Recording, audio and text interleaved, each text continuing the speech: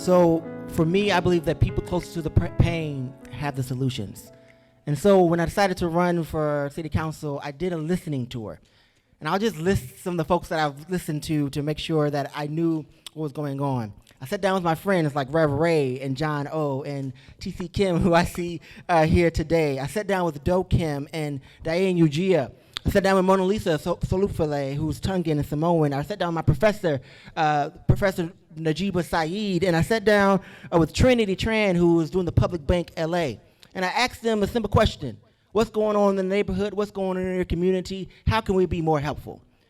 In my administration, I will not only appoint and hire folks from the AAPI community, but I believe we need a deputy of people.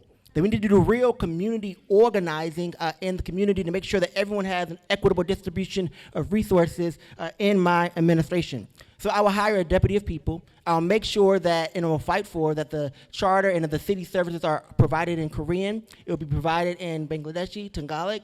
It will also be make sure that if there is more than a 5% speaking requirement for every meeting that we have, that we are translating those meetings as well if I'm going to be a part of those meetings. We have the possibility of doing that. We can do it. We just have to have the fight to make it happen. And I want to fight to make sure that happens, and I will hire the staff to make sure that happens as well. As you probably guessed, I am an 87% Latino district, and you probably can surmise I'm not Latino. So I've learned it's very, very important that you hire people that are representative of your community. My legislative director is Latina. My communications director is Latino. I have Latino members in my field staff because I know it's critical that the people you represent see people that look like them in your office, not only at the lower level, but at a senior policy level to be able to deal with the different problems that are arising within the community.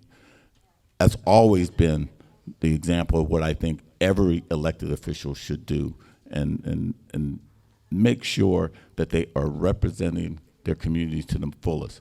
But most important, the people you hire, they understand the community. Because a lot of times you just don't want somebody that looks like someone.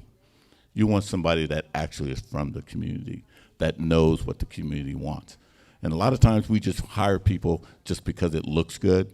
We shouldn't do that. We should hire people that will do the work that needs to be done to bring the resources to the people in that community that you represent. And I think that is the most important thing that any elected official can do. Thank you. I think having language access is key. But how many of you in the pandemic went to a city council meeting on Zoom and had the option to get it translated? Okay, I see a gentleman over there very shy saying yes. So we definitely need to do better than that, guys. I think translation services need to happen in every in every meeting, in any official meeting and an official meeting. I am committed to, of course, have real representation. I have lived here in Koreatown. When I first moved to LA, I first moved here, to Koreatown was home. And I am so proud to say that I want to introduce you guys to Gianmarco Posung, who is a member of my staff, and he's, Chinese. And Chinese and Peruvian, like a lot of, Asian of descent went to Latin America. So we are already doing that. So I hope that when I get elected, you all come with your names of people from this community that can be part of my staff and be part of my team and be part of my advisory. Because it's gonna take all of us to work together to really address and assess what are the needs for this community. And it's not just a translation, guys. We need to get culturally relevant. You need to better, get to the hearts and the minds of this community. So I'm committed to that. Thank you so much. As someone who is from the community and has been a translator since second grade, right, when I got called by the principal, it wasn't because I did something bad, but because they wanted me to translate for a new Korean family. I get it. And so definitely I will have Spanish and Korean speaking bilingual staff without a doubt.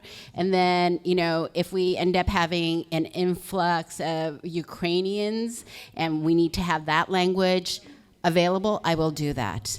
I will look at what is needed in the community, but I can promise you that my staff and I will be responsive. And what we would do is make our hours different than the rest of City Hall. I plan to have hours on the weekends, weeknights, so that the hardworking people of CD10 can come and interact with government employees and understand what government can provide. And so I think you'll appreciate that. And we'll have it all throughout CD10. It'll be, in Jefferson Park, it'll be in Lamert Park, it'll be in South Robertson, it'll be where it's needed. Not just in Koreatown, I'll have it everywhere it is needed. Thank you so much.